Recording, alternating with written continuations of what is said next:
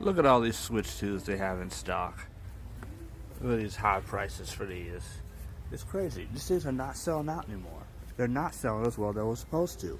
And also, look. Today we're going to be asking the big question. Is the Nintendo Switch 2 overrated? And why are we even talking about this? Because I'm sure by now you've seen at least one video of somebody talking about it's not selling well or it's not worth the price tag, especially compared to all the hype that it received. But instead of reacting to hot takes, we're going to actually look at the data. We're going to see what people are saying about this console. We're going to look at the sales numbers. We're going to look how it compares to the original Switch. We're also going to compare it to other consoles, and maybe we can get an explanation as to why we're seeing these consoles on the shelf. And more importantly, we're going to see if this is a Nintendo issue or is this a bigger issue that's affecting the whole gaming industry.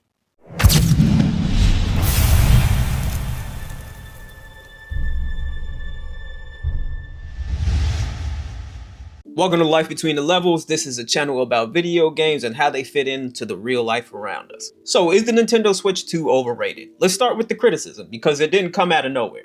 A lot of the Switch 2 being overrated conversation is coming from a long-standing beef that people have had with Nintendo in the original Switch. A lot of gamers criticize the original Switch for its weak hardware, its poor performance, its Joy-Con issues, low resolution, frame drops, you name it. There's a few things that people had a problem with. So naturally, when the Switch dropped, a lot of people had high expectations.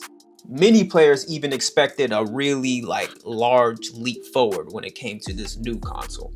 And Nintendo did address some of these issues. The Switch 2 launched with more powerful hardware, better performance, and a higher resolution. The Joy-Cons were completely redesigned to try to solve that problem with the stick drift. Online features are now modernized, and it has the backward capability. But to some gamers, the improvements that the Switch 2 made simply isn't enough to justify that price tag, especially what you can get for like a PS5 or a gaming PC on paper. And in many cases, that's where the overrated label comes from. It's not because the Switch 2 is actually bad, it's just that they expected more. Now, whether this console is overrated or not, that's really for us to decide, but when it comes down to the numbers, is this thing actually selling? Are people buying it? According to Nintendo and other industry sources, Nintendo actually is doing pretty well in the numbers area. The Switch 2 itself had one of the strongest launches in Nintendo history. The console sold over 3.5 million units in its first 4 days, making it the fastest selling Nintendo launch ever. By the end of the first few months, the Nintendo Switch had sold over 10 million units, making Nintendo go back and change their projections as to how many consoles they think they're going to sell in the fiscal year. They moved it from about 15 million to 20.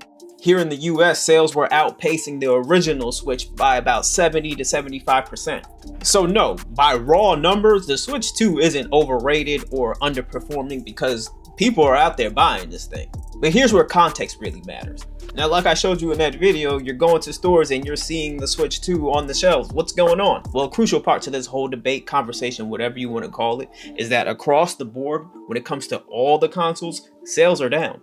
When it comes to the Xbox, their sales are down as much as 70%.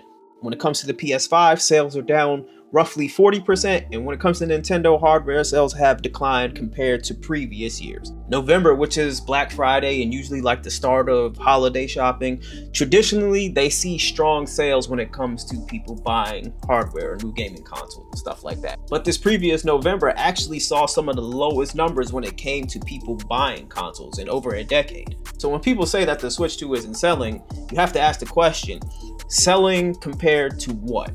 And what's the economic climate that you're talking about here? Because let's face it, one of the biggest problems that people are facing and why a lot of people are simply not buying new systems is because of the rising cost of living, period. This generation of consoles have actually done something that's pretty unusual, and that is over time, they're increasing the prices instead of bringing prices down. PlayStation has increased the prices in certain regions, Xbox have increased the prices in certain regions, and with the Switch 2, it was launched at a higher price than the original Switch. You take that and you couple it with the fact that everything around us has increased in prices, people are really starting to look at video games and the entire industry as a luxury again, and not something that you're just gonna readily be able to have when you want it. But this doesn't mean people dislike consoles, whether that be an Xbox, a PS5, or a Nintendo. It's just that people are being a whole lot more selective. I mean, when it comes down to it, are you going to spend $500 on a new gaming system, or are you going to put that towards bills? And this trend does not stop with consoles, because this is even affecting the PC world. GPU prices are high, memory and component prices have increased, and building a mid-range PC can cost you way more money now than it did just a year ago.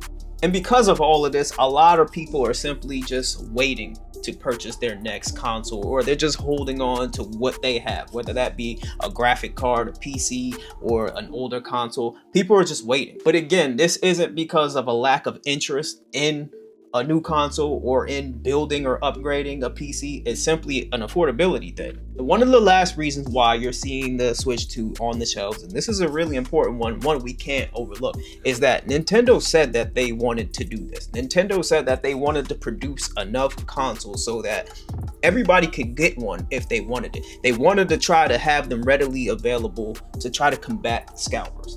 So when you see these consoles sitting on the shelf, that doesn't necessarily mean a bad thing or that there's low demand for this console. It simply means that Nintendo might actually be doing something right. They may actually be succeeding in keeping this thing available for people so that they don't have to go to these other markets and buy them for outrageous prices when they're already high to begin with. So we go back to the main question though, is the Nintendo Switch 2 overrated? Honestly, that's really up to you to decide. If you were expecting some powerful machine like a PS5 or an Xbox or even a gaming PC, then yeah, you might think this is overrated, but why you expected that from Nintendo, I don't know, because that's not what they do. But if you look at the big picture and you see everything that may be affecting what's going on in the gaming industry, and you understand Nintendo and who and what they do and who they try to cater to, then you probably don't think this thing is overrated. You may even have one right now.